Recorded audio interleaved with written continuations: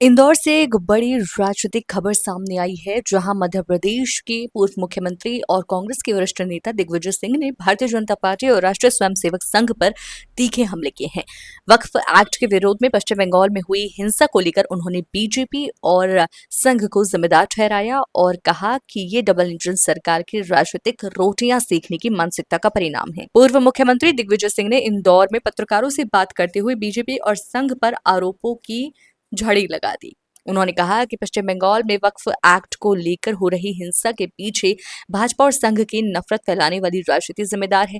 उन्होंने सवाल उठाया कि ऐसे संगठनों को क्यों इजाजत दी जाती है कि वो डीजे बजाकर जुलूस के रूप में मस्जिदों के सामने से निकले।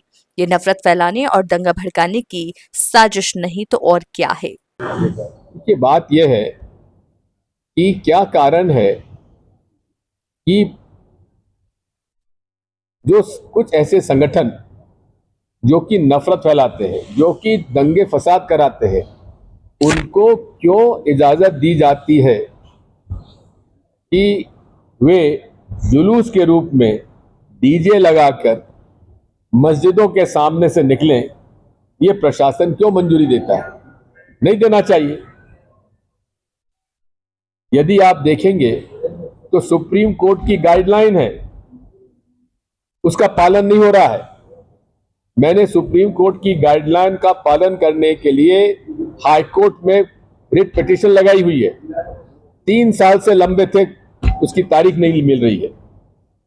अगर ईमानदारी के साथ माननीय सुप्रीम कोर्ट के गाइडलाइन का पालन सरकार करे तो कहीं दंगे फसाद नहीं होंगे। लेकिन ये डबल इंजन की सरकार की मानसिकता है नफरत फैलाकर दंगे फसाद कराने की, राजनीतिक लाभ को। लेकिन अब धीरे धीरे लोगों के बात समझ में आ रही है कि भाजपा का, संघ का धर्म से कोई लेना देना नहीं है।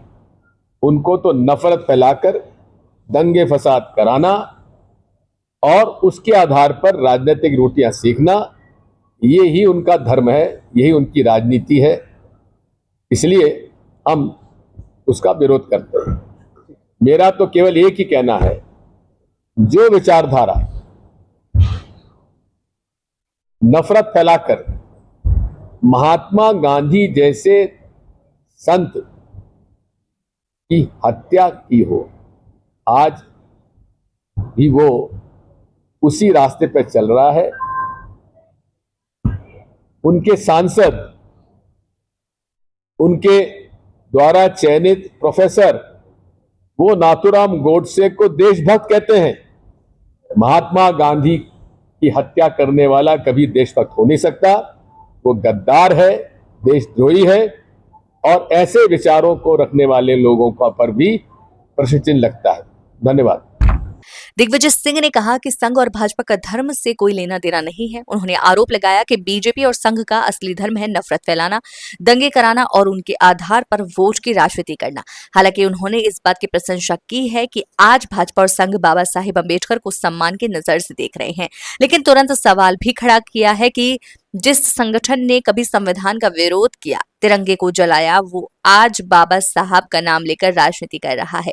विधायक गोलू शुक्ला के बेटे को लेकर उन्होंने बड़ा आरोप लगाया कि रात 12 बजे शराब के नशे में मंदिर पहुंचकर पुजारी से अभद्रता और मारपीट की गई।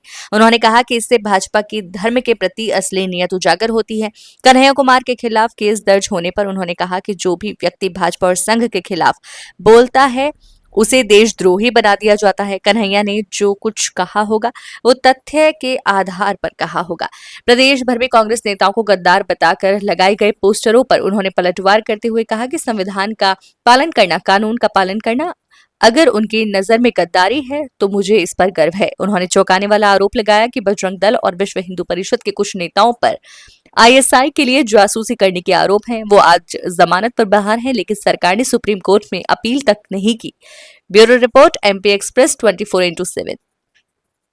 2 दिन से ये दिवस लगातार मना रही है, किस तरह से देखते हैं? मुझे इस बात की प्रसन्नता है कि भारतीय जनता पार्टी ने और संघ ने आखिर में बाबा साहब अम्बेडकर और भारतीय संविधान के प्रति सम्मान की नज़र से देख रहे हैं। राष्ट्रीय स्वयंसेवक संघ वही है जिसने कि भारतीय संविधान को जलाया, तिरंगे झंडे का अपमान किया, लेकिन आज भी उनकी विचारधारा में कोई परिवर्तन नहीं है। ये वो विचारधारा है जिसने महात्मा गांधी की हत्या की, जिसने देश में नफरत के अंदाज में राजनीति की, और आज बाबा साहब अंबेडकर के स्मारक में जाकर शीश नम्रता से पहुंचना, लेकिन उनके विचारों को पालन नहीं करना। आज भी अनुसूचित जाति जनजाति को जो आवास के और खेती के पट्टे दिए गए थे, दबंगों द्वारा उस पर कब्जा किया हुआ है, उनकी जमीन छीनी जा रही है, उनके पट्टे निरस्त किए जा रहे हैं। अनुसूचित जाति और जनजाति के लिए बजट का जो प्रावधान हुआ करता था वो समाप्त किया गया है। ट्राइबल सब प्लान अलग से था, एससी कंपोनेंट प्लान अलग से था, लेकिन अब दोनों हेड समाप्त कर दिए गए हैं। तो इसलिए विचारों का और नीतियों का पालन यदि वे बाबा साहब अंबेडकर के बताए हुए रास्ते पर चलें तो बेहतर होगा। सर